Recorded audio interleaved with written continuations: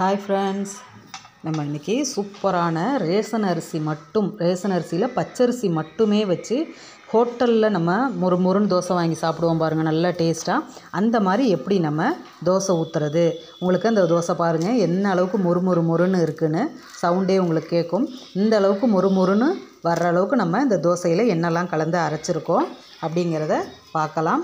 வாங்க வீடியோக்குள்ளார போய் பார்ப்போம். இதில் என்னெல்லாம் நம்ம சேர்த்து ஹோட்டல் ரோஸ்ட்டு அப்படியே நம்ம பக்காவாக வீட்டில் வர்ற அளவுக்கு எப்படி என்னென்னலாம் எந்த அளவில் கலந்துருக்கோங்கிறத பார்க்கலாம்.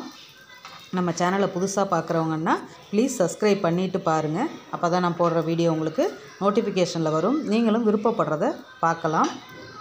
வாங்க இப்போ வீடியோக்குள்ளார போய் நம்ம இதில் என்னெல்லாம் கலந்துருக்கோம், எப்படியெல்லாம் செஞ்சுருக்கோம் அப்படிங்கிறத பார்ப்போம். வாங்க வீடியோக்குள்ளார போகலாம்.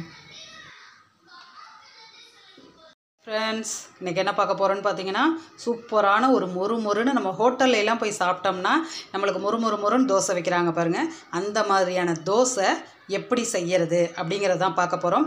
ரொம்ப சிம்பிள், ஆனால் டேஸ்ட்டு சூப்பராக இருக்கும். நம்ம எப்பொழுதும் வீட்டில் தோசை ஊற்றி கொடுத்தோம் அப்படின்னா வீட்டில் இருக்க பசங்களோ இப்போ ஹஸ்பண்ட் இது மாதிரி இருக்க பெரியவங்களோ தோசை வந்து முறுமுறுன்னு வேணும், ஹோட்டலில் இருக்க மாதிரி டேஸ்ட்டில் வேணும், நம்ம நார்மலாக தான் இருக்குது, ஊத்தப்பம் மாதிரி இருக்குது அப்படின்லாம் சொல்லுவாங்க.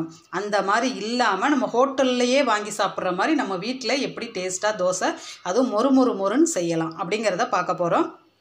அதுக்கு நம்ம எடுத்துருக்கிறது பார்த்திங்கன்னா ரேஷனில் வாங்குகிற பச்சரிசி தான் எடுத்திருக்கோம். இதுக்கு பச்சரிசி போட்டு செஞ்சிங்கன்னா தான் அந்த தோசை நல்லா முறுமுறுன்னு வரும். அதனால் பச்சரிசி எடுத்துக்கோங்க. இதை நம்ம ரேஷனில் வாங்கினது நல்லா க்ளீன் பண்ணி சுத்தம் பண்ணி எடுத்து வச்சுருக்கோம். இதில் எத்தனை போட போகிறேன்னு பார்த்தீங்கன்னா, நீங்கள் எந்த டம்ளர் கப்பு கிண்ணம் எது எடுக்கிறீங்களோ அதே அளவு ஒன்றா எடுத்துக்கோங்க. இப்போ இதில் நான் 4 போட போகிறேன். 1 போட்டிருக்கேன். இப்போ இது 2, 3, 4 மொத்தம் இதால் 4 போட்டிருக்கேன். இது நீங்கள் வந்து கிரைண்டரில் அரைக்கிறவங்க கிரைண்டரில் அரைச்சிக்கோங்க. இல்லை நான் கம்மியாக போட்டு அரைக்கிறேன், அதனால் நான் மிக்சியில் போட்டு அரைக்கணும் அப்படிங்கிறவங்க மிக்சியில் போட்டு அரைச்சிக்கலாம். எப்படி வேணுமோ அரைச்சிக்கலாம். சில பேர் வந்து இட்லிக்கு மாவு ஊற வைக்கிறப்ப தோசைக்கு மாவு ஊற வைப்பாங்க. அப்படி இருக்கிறப்ப கிரைண்டரில் போட்டு அரைச்சிருங்க. கம்மியான அளவுனா நம்ம மிக்சியில் போட்டுக்கலாம். இப்போ இதில் 4 போட்டாச்சு. ஏன்னா நான் இது எதுக்கு சொல்கிறேன்னா, இதில் அதை எல்லாத்தையும் நம்ம ஒன்றா தான் ஊற வைக்க போகிறோம். அதனால தான் நான் மிக்சியோ கிரைண்டரோ எப்படி வேணுமோ அப்படி அரைச்சிக்கோங்கன்னு சொல்கிறேன். இப்போ இதில் 4 போட்டதுனால இதே டம்ளரில் பாதி டம்ளர் உளுந்து போட போகிறேன். பாருங்கள்,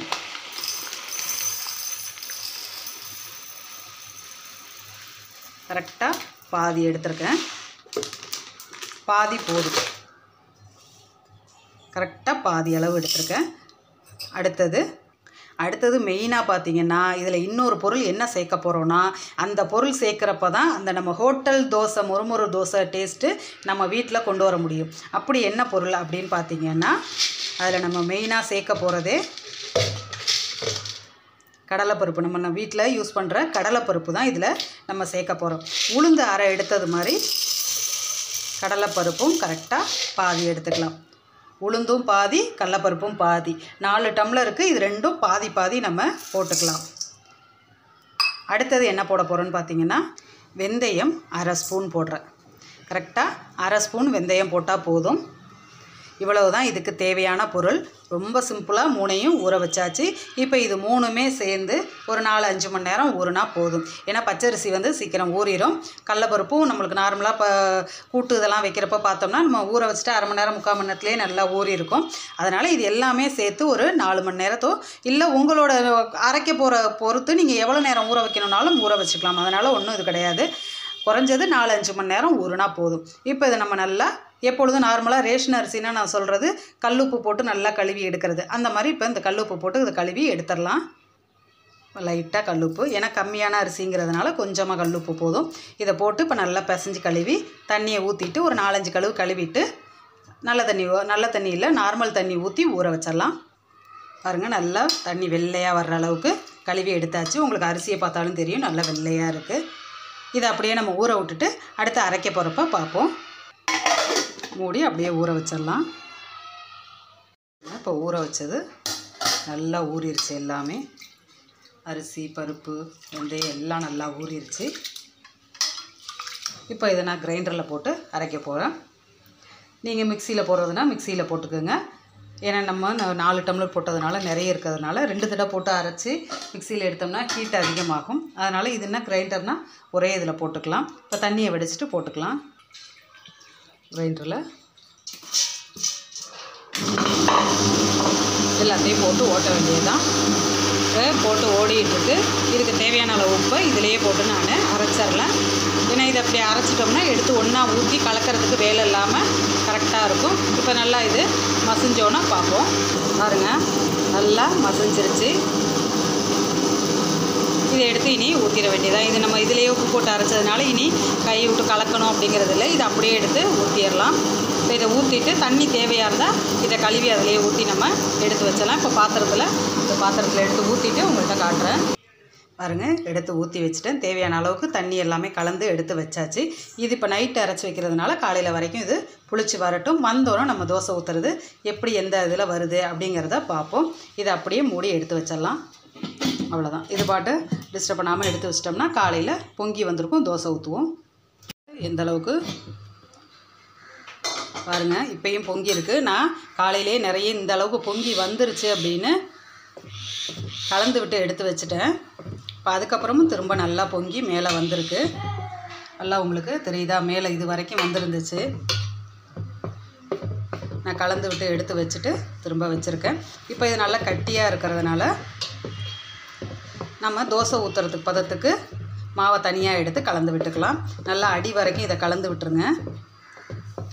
நம்ம இட்லிக்கு இது கலக்கிற மாதிரி மேலே அப்படி இல்லாமல் நல்லா கலந்து விட்டுட்டு தோசை ஊற்றுறதுக்கு மாவு எடுத்து நம்ம தண்ணி ஊற்றி தோசை மாவு பதத்துக்கு கலந்து எடுத்துக்கலாம். இப்போ கொஞ்சம் கெட்டியாக இருக்குது பார்த்தீங்களா? அதனால் தனியாக எடுத்துக்கலாம். நீங்கள் எவ்வளோ தோசை ஊற்ற போகிறீங்கன்னு நினைக்கிறீங்களோ அந்த அளவுக்கு எடுத்து நம்ம தோசை மாவு பதத்துக்கு தண்ணி ஊற்றி கலந்துக்கலாம். உப்பெல்லாம் ஏற்கனவே போட்டதுனால தண்ணி ஊற்றினதுக்கப்புறம்லாம் உப்பு எதுவுமே போடாதீங்க. லைட்டாக தண்ணி ஊற்றி தோசை மாவு பதத்துக்கு கலந்துக்கலாம். நல்லா தோசை பதத்துக்கு கலந்து எடுத்தாச்சு. இப்போ இங்கே தோசைக்கல்லும் போட்டுட்டேன். தோசைக்கல்லும் போட்டாச்சு. கல் சூடாயிருச்சு பாருங்கள். நல்லா கல் சூடானோன்னா தோசை ஊற்றுங்க.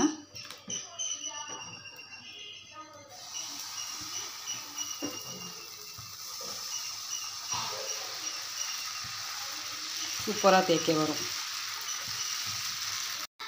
சூப்பராக நைஸாக தேய்ச்சாச்சு பாருங்கள். மேலே அப்படியே நீங்கள் கரண்டியை வச்சு தேய்ச்சி விட்டுட்டு லைட்டாக எண்ணெய் ஊற்றி வச்சிங்கனாலே போதும். நல்லா பாருங்கள், முறுமுறுன்னு வந்துருச்சு. ஒட்டாது கொள்ளாது அப்படியே அழகாக எடுக்கிறதுக்கு வரும். பெரட்டி போடணுன்னு இது தேவையே இல்லை. ஏன்னா அந்த ஒரு சைட்லேயே நல்லா மொறுமொறுன்னு வந்துடும். அப்படியே அழகாக நம்ம ரோல் பண்ணி எடுத்துடலாம். கிடையாது கொள்ளாது, சூப்பராக வரும். டேஸ்ட்டும் பக்காவாக இருக்கும். நம்ம ஹோட்டலில் சாப்பிட்ற அதே டேஸ்ட்டில் இருக்கும். நல்லா முறுமுறுன்னு இருக்கும். உங்களுக்கு பார்த்தீங்கன்னாலே தெரியும். இந்த வீடியோ உங்களுக்கு பிடிச்சிருந்துச்சுன்னா லைக் பண்ணுங்கள், ஷேர் பண்ணுங்கள், கமெண்ட் பண்ணுங்கள், சப்ஸ்கிரைப் பண்ணுங்கள். பக்கத்தில் இருக்க ஆளுங்கிற பட்டனையும் தொடுங்க. தேங்க்யூ.